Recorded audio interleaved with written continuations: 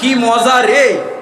কাবা যেমন নবীও তেমন, একজনের মুখের দিকে আর একজনের মুখ। কাবা বানাইতে বললেন রব্বি আল্লাহ, কাবার জন্য মিস্ত্রি পাঠাইছেন রূহুল্লাহ, কাবার প্রধান মিস্ত্রি ইব্রাহিম খলিলুল্লাহ, জোগাইল্লা ইসমাইল জবিহুল্লাহ, বানাইছেন একটা ঘর নাম বাইতুল্লাহ। আরে আরো জোরে কন্যা সুবহানাল্লাহ। এই বাইতুল্লাহর সামনে বৈশা ইব্রাহিম খলিলুল্লাহ দোয়া করে, আল্লাহ এই বাইতুল্লাহ পরিচর্যার জন্য একটা মানুষ পাঠাও যেটার নাম হবে হাবিবুল্লাহ। ওই হাবিবুল্লাহ যেই নীতির উপরে চলবে ওই নীতিমালার নাম হবে কিতাবুল্লাহ। বোঝেন কিছু? কিতাবুল্লাহ কি জানি?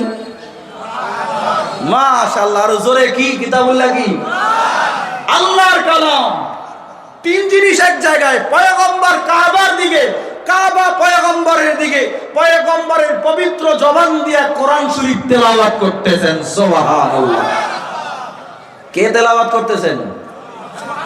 আহারে কি মজা! চলেন না সামনে কি হয় দেখেন না। পয়গম্বরের চেহারার আলোতে পুরা কাবা ঘরটা আলোকিত হয়ে আছে। सल्लल्लाहु अला नूरिन के जो शुद नूर आलम पैदा, सल्लल्लाहु अला नूरिन के जो शुद नूर आलम पैदा, जमी अज हुब्बे यू साकिन फलक दर इश्के यू शैदा, अगर नामे मुहम्मद रा नावर दे सफी आदम, ना आदम या फते तौबा ना नूह अजगर के नज्जैना। পয়গম্বর আরবি কাবার দরওয়াজার সামনে বৈশা আল্লাহর কালাম তেলাওয়াত করতেছেন। পয়গম্বরের চেহারার আলোতে কাবা ঘর উজ্জ্বল হয়ে ঝলমল করে জ্বলতেছে। জোরে কোন সুবহানাল্লাহ। পয়গম্বরের জবানের আওয়াজ সাধারণ কোন মানুষের আওয়াজ না, সাধারণ কোন মানুষের আওয়াজ না। পয়গম্বরের জবানের আওয়াজ এত চমৎকার আওয়াজ, পয়গম্বরের জবানের সাধারণ কথাও মানুষ শুনলে আবার আল্লাহ মানুষের পেটের ক্ষুধা নিবারণ করে দিতেন। আরো আস্তে কোন সুবহানাল্লাহ।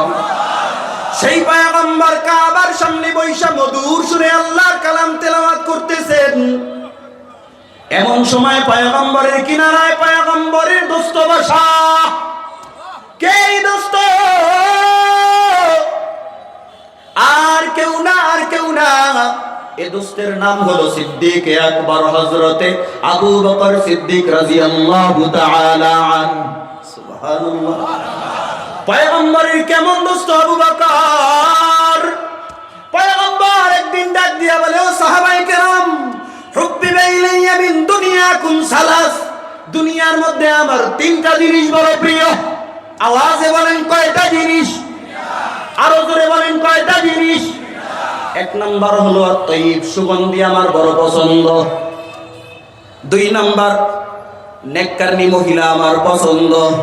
তিন নাম্বার ওয়া জুইলাত কুররাত আইনিন ফিস সালাত, নামাজের দৃশ্য দেখলে আমার নবীর চক্ষু শীতল হয়ে যায়। সুবহানাল্লাহ। নামাজের দৃশ্য দেখলে পয়গম্বরের চোখ শীতল হয়ে যায়। বর্তমান জমানে কিছু এই জগতে, এই জমানায়, এই দেশে কিছু আশিকে রাসূল পাওয়া যায়, নামাজ নিজে তো পড়ে না, নামাজ দেখলে চোখের শীতলতা আসবে দূরের কথা, নামাজি মানুষকে চোখেও দেখতে পারে না। আছে না নাই? পয়গম্বরের চোখ জুড়ায়া যায় নামাজের দৃশ্য দেখলে। আর আমাদের দেশে কিছু মানুষ আছে গলার ভিতরে শিকল ঝুলাইছে, গায়ের ভিতরে লাল শালু ঝুলাইছে, গায়ের থেকে গাঞ্জার গন্ধ। আশিকে রাসূল কইয়া রাস্তায় ঘুরে আর কয় নামাজ লাগে কোন কাজে? আছে না নাই? কি কোন নাই? নবীর পছন্দের সঙ্গে তোমার পছন্দ মিললে তুমি আশিকে রাসূল, আর নবীর পছন্দের সঙ্গে তোমার পছন্দ না মিললে তুমি আশিকে রাসূল তো হতে পারলা না। বরঞ্চ আমি কসম করলে কাফারা লাগবে না, তুমি টাটকা একটা বেঈমান ছাড়া আর কিছু না। ঠিক কি না বলো? পয়গম্বর আরবি বলেন আমার কাছে তিনটা জিনিস প্রিয়। কে? আবু বকর। আবু বকর দাঁড়ায় বলে, ও পয়গম্বর, হুব্বিবা ইলাইয়া মিন দুনিয়াকুম সালাস, আমারও তিনটা জিনিস পছন্দ। জোরে কোন সুবহানাল্লাহ। কথা বললে ডিস্টার্ব হয় তো, মুরব্বি বলেন একটু কথা বলতে গিয়ে বলেন। বসে বসে কথা বল, বসে কথা বল, আল্লাহর কালামের কথা বল, চুটকি ছাড়াবি না। আবু বকর ডাক দিয়া বলে, কয়টা জিনিস প্রিয়? কইবে না, জোরে কর না। এই আপনারা কি আপন মনে করেন আমাদেরকে? কি কন? আমি গিয়ে আগে কই আপনারা আপন মনে করলে কথা বলবো। আজকে তো একটু অন্যরকম, এই জন্য বলি নাই।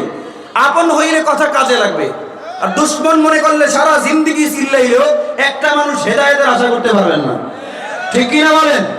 আর সত্যি কথা বলতে আমরা ছাড়া আর আপন আছেই বাকে।